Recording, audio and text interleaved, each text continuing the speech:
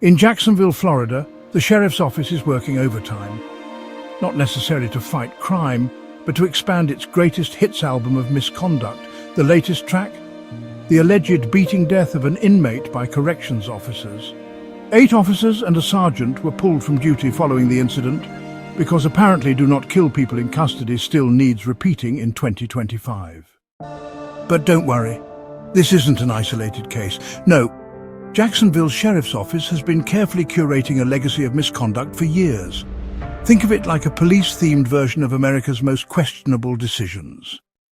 Let's start with the classics. Officers caught using state databases to stalk romantic partners and dig up dirt on co-workers.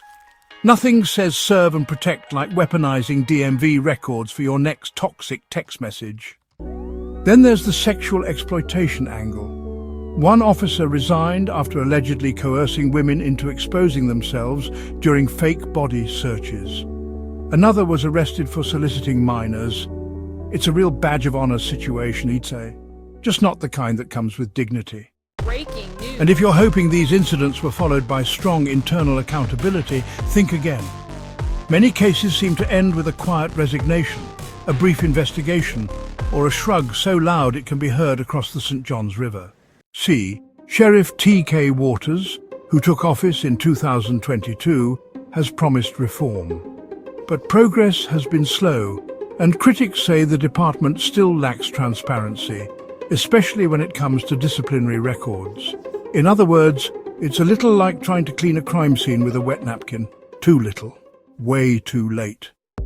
Meanwhile, families of those affected by officer misconduct are still waiting for answers and justice. And the people of Jacksonville are left wondering, how exactly do you hold a law enforcement agency accountable when it's spent years perfecting the art of dodging responsibility? So here we are.